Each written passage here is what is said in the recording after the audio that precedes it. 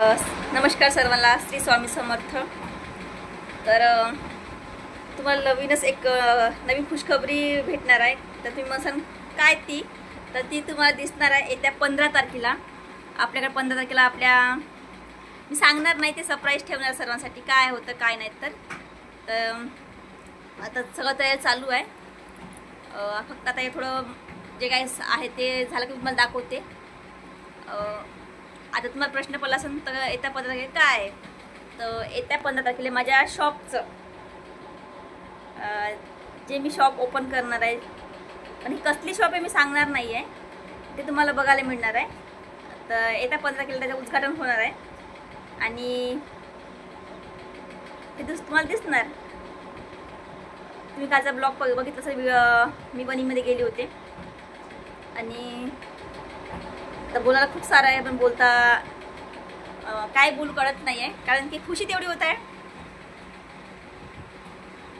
तयारी चालू आहे आता शॉपचं। ते मी जे भाड्यानं दुकान घेतलं आहे, ते दुकानाचं म्हणजे दुकान घेतलं आहे, ते साफसूफ करणं, त्याला कलरिंग वगैरे चालू आता करणार आहोत। आजचा दिवस उद्या वगैरे उद्या बघतो आता काय होतं तर।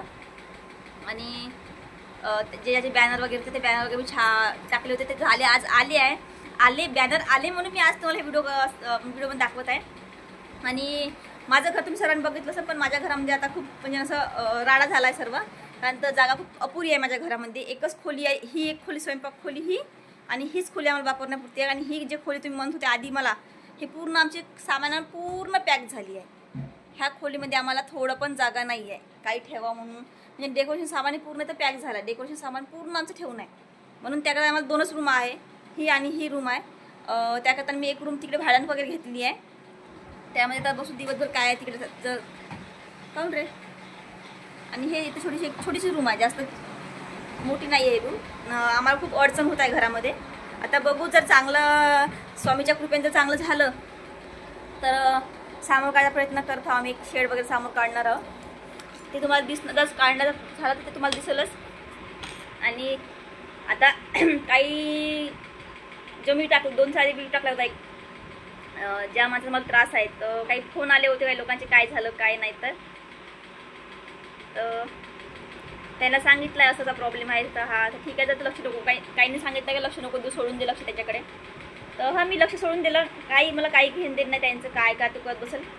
आणि आजपासून मी माझी नवीन लाईफ सुरू करणार आहोत। नवीन जे काही मी आपला उपक्रम मला ध्येय साधला आहे, मी ते प्रयत्न करता, आणि त्याच्यात मला यश मिळेल हे मी देवाच्यात प्रार्थना करतोच। मला त्याच्यात यश यावं, आणि जे मी आधी काम करत होते ते पण मी काम सुद्धा कमी केलं, कारण त्यामध्ये खूप मला काय म्हणतो बा, फिरणं खूप होतं, इकडे तिकडे जाणं खूप होतं। एक मिनिट, मी लाईट फॅन बंद करते, खूप फॅनचा आवाज येऊन राहिला माझ्या। खूप त्रास होता मला, आणि माझी तब्येत तेवढी पण चांगली नाही की मी आता अपडाऊन कुठं करू शकतो बा, म्हणून तुम्हाला माहीत असेलच की। आणि मी व्हिडिओ टाकते माझ्या तब्येत मागं वीक कशी होती, एकदा व्हिडिओ आहे माझा, तुम्ही पाहू शकता। त्यामध्ये मला पोटामध्ये ब्लडची गाठ होती, पण देवाच कृपेने ती गाठ विळली आणि माझी तब्येत सुखरूप आहे। पण असं होत आहे की तब्येत चांगली आहे माझी, पण मला जास्त दगदग किंवा बाहेर जाणं, बाहेर फिरणं हे नाही जमून राहिलं। मी खूप प्रयत्न केला आहे बाहेर फिरण्याचा, म्हणजे बाहेर जाऊन प्रयत्न केला, मी पाहतलं मी काय त्रास होते, खूप त्रास होते। मी आधी गाडी पण चालवत होते, आता मला गाडी पण चालवत नाही। मी गाडी काल मी वणीला जाताना गाडी चालवून बघितली, तर माझे हे दोन्ही हात इतके गळून पडले की अक्षरशः मला ते हात तुटले की माझ्या इथून हात नाही आहे कर, इतके तो हात त्रास देत होता। त्याकरता मी गाडी पण बंद केली आहे। मग त्याच करताना मी काय करू, आता घरी बसून मी काय करू शकत नव्हती। घरी बसून एकटे माणसं घरी बसत नाही, म्हणजे बसू शकत नाही। मोबाईल तर किती दिवस आपण किती वेळ पाहत राहील मोबाईल तरी, म्हणून मी मनात एक विचार आणला की आता आपण काहीतरी करायला आहे। मी पार्लर वगैरे करून आधीच होती, मशीन शिलाई काम करत होती, तर त्याच याच्यात माध्यमातून मी थोडंसं काहीतरी चालू केलं। तुम्हाला कळलं असेल मी काय प्रयत्न करत आहे, तर बघू आता काय होते। ते एक निर्णय तर मी घेतला आहे। तसं तर आमच्या घरी मंडप डेकोरेशन आहे, चालू आहे, शेती पण चालू आहे। सांगायचं एवढंच होतं की माझ्या लाईफमध्ये ज्या काही अडचणी आल्या आणि त्यात मी समोर गेली, खरंच मी सांगते ना, आणि त्या अडचणीमध्ये मला साथ फक्त माझ्या नवऱ्याने दिली, ना कोणी कोणाचं होत। ज्यावेळेस माझी परिस्थिती एवढी खराब होती का हॉस्पिटल येण्यासाठी कोणी नव्हतं, तेव्हा माझ्याच नवऱ्याने मला ॲम्ब्युलन्समध्ये हॉस्पिटलमध्ये नेली. कारण ब्लडची गाठ असल्यामुळे ती खूप पोटामध्ये दुखत होतं, खूप त्रास होता, खूप त्रास मी सांगू शकत नाही एवढा त्रास होता.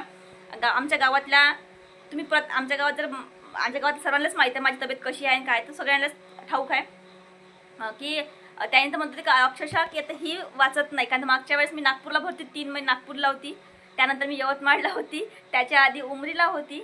माझी असं म्हटलं चालते की मी 6 महिने घरी आणि 6 महिने हॉस्पिटलमध्ये राहत होती. आता ती म्हणता नाही हसत आहे, तर त्या गेलेल्या गोष्टी होत्या. पण देवा अशी वेळ कोणावरच नाही हो. कारण जी माझ्यावर आली, मी जे भोगलं, ज्या मी त्रास भोगला, कारण की एवढा त्रास होता मला ना, मी सांगू शकत नाही. एवढा खूप त्रास होता मला त्या तब्येतीचा. वारंवार बिमार पडणं हे कंटाळून गेली होती. कधी कधी असा मनात विचार यायचा, काय हे नेहमी काही करून आपण आत्महत्या करून टाकावं. विचारायचा, पुन्हा विचारायचा, त्या मुलं आहे माझे, त्या काय होईल. पण त्याला सर्व मी सामोरं, मी जिद्दी आहो. एक तर मग मी जिद्दी आहो, मी स्वतःला निर्णय घेतला, हा करायची. मी मनात हॉस्पिटलमध्ये मी एकटी याईनी सोबत राहायची, तर मी बोलायची की आता कसं मनात वाटायचं, तब्येत बिघा कोणाला आता काय खरं नाही, आता माझं तर गेलं, आता मी वाचणार नाही. पण मनात विचार नाही, मला वाचायचं आहे, मला जगायचं आहे, माझी 2 मुलं आहे, त्यांचं कोण बघल ह्या विचार करून मी जगत होती. आणि मी एवढी जिद्दी आहे ना, हा मी बोलायची मी बिमार नाही. मला सर्वांनी म्हणायचं, तू बिमार आहे ना, कशाला व्हिडिओ काढते, कशाला हे करते. अरे तुम्हाला नव्हतं माहीत, त्यातच माझं जीवन होतं. आज मी ते व्हिडिओ काढत होती म्हणून मी कुठतरी हिंमत खचली नव्हती.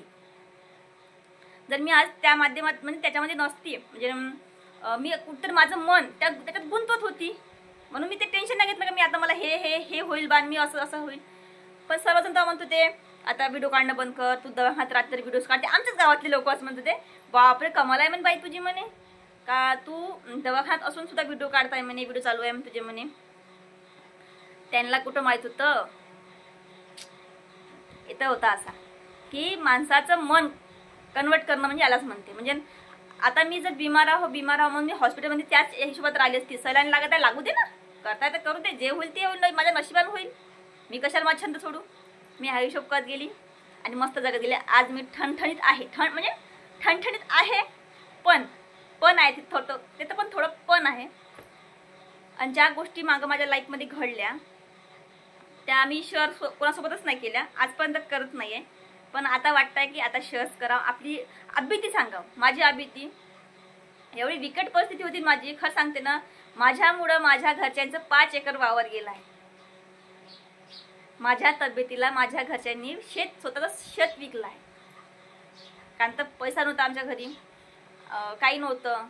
यांनी थोडेसे ड्रिंक करत होते, यांनी त्याकरता थोडे पैसा का तूट पडली होती. यांनी आमच्या गावात 2-3 पैसे मागितले का असं सहायता, तेव्हा कोणी साथ दिली नाही आमची. खरं सांगायचं ना, तेव्हा कोणीच साथ दिली नाही.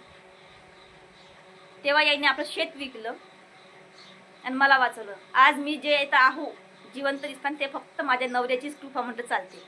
आणि पाठीशी माझा देव, मला विश्वास होता का देव आहे, ठीक होईलच. जर झालंच असतं तर काय, माझी देवाची इच्छा नव्हती मला न्यायची, त्यांनी नाही नेलं मला. असं तर येत्या 15 तारखेला माझ्या दुकानाचं उद्घाटन आहे, शॉपचं उद्घाटन आहे. तर या तुम्ही पण, जे इथं जवळपासचे माझे फॉलोअर्स असेल, यूट्यूबवर असेल तर वनी मारेगाव, मांगरूळ, गवराळा, नरसरा, धामणी, जे काही माझे लोक आहेत, शेजारी पाजारचे जे मैत्रिणी आहे माझ्या, तर त्यांनी पण त्याला मी येथून ह्या माध्यमातून इन्व्हाइट करताय की माझ्या शॉपचं उद्घाटन आहे, तुम्ही सर्वांनी या. खरंच खूप आज आनंद वाटतंय. भलाही माझ्यापाशी पैसा अडकार नाही आहे, मी याच्यात म्हणत नाही पैसा नाही आहे, पण सुख आहे, शांती आहे. लोक जडत आहे का, एवढी बिमार पडताय, एवढं होत आहे, तरी ही कशी समोर चालली, कसं हिच्यात एवढी हिंमत आहे. माझ्यात हिंमत भरपूर आहे, हिंमत नसेल आज जिवंत नसते. तर आणि खूप सारे लोक माझ्यावर कोपले आहे, जळले आहे, माझी चर्चा केली आहे, माझी काय म्हणते बा, माझी अफवा उडवली आहे. माझ्या आईबाबापर्यंत काही गोष्टी काही लोकांनी सांगत गेले आहे, पण मी त्याच्या लक्ष देत नाही. कारण की सर्वांना स्वतः स्वातंत्र्य असते आणि ते मला आहे. त्याकरता मी स्वतःचं जीवन मला कसं जगायचं हे मला कोणाची सांगायची गरज नाही. तुम्ही जर कोणी व्हिडिओ पाहत असेल तर मी त्यांना सरळ सांगते, जे तुम्ही माझ्यावर काय म्हणते रोस्ट करता, जे बोलतात मला असं असं, मी तुम्हाला स्पष्ट सांगते, तुम्ही मला सांगायची गरज नाही मी कशी जगते, कशी जगाव आणि काय करावं. माझं आहे, मी बघून घेईल. तुम्हाला त्याचं टेन्शन घ्यायचं काम नाही काय. तर ठीक आहे, मी पुन्हा माझी स्टोरी जे काही आहे माझ्या लाईफमध्ये जे काही डिसेंबर महिन्यामध्ये जे काही घडलं आहे ते मी तुम्हाला परिपूर्ण दाखवेल. आणि आज जाता एक तुम्हाला एक व्हिडिओ दाखवेल. हा व्हिडिओ तुम्ही नक्की बघा हा व्हिडिओ. तर चला बाय. आज आहे अक्षय तृतीय. तुम्हाला अक्षय तृतीयेच्या हार्दिक शुभेच्छा. आणि हा व्हिडिओ म्हणजे आज नाही पडणार, उद्या पडणार आहे. उद्या पडणार आहे. आमचे मामाजी वारले, तुम्हाला सर्वांनाच माहीत आहे. त्यावर मी व्हिडिओ काढू शकत नव्हती. मी सर्व गोष्टी आता तुम्हाला सगळं सांगत जाईल काय झालं. तर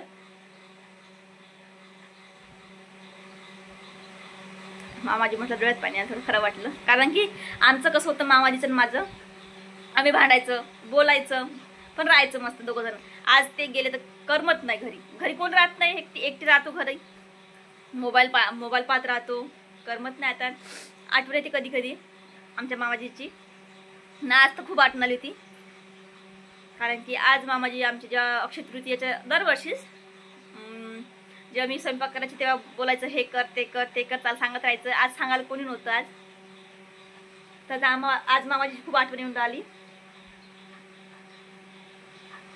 असो, तर मी माझी जे आबिती घडली आहे माझ्यासोबत, काय घडलं लाईफमध्ये हा डिसेंबर महिन्यापासून समोर, तर तुम्हाला ते प्रत्येक गोष्ट शेअर करेल. आणि माझे व्हिडिओ बघताय मला माहित आहे, काही लोक आहे बघते आणि आणखी पहाव असं माझी अपेक्षा आहे की तुम्ही माझे व्हिडिओ बघा म्हणून.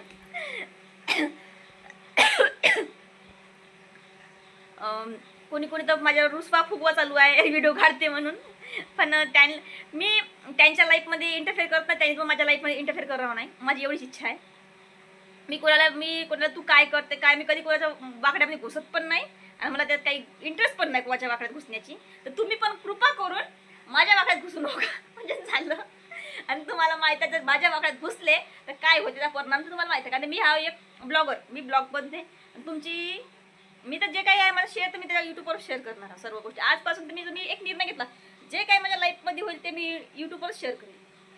मग तुम्हाला काय वाटतं तुमचा प्रश्न आहे.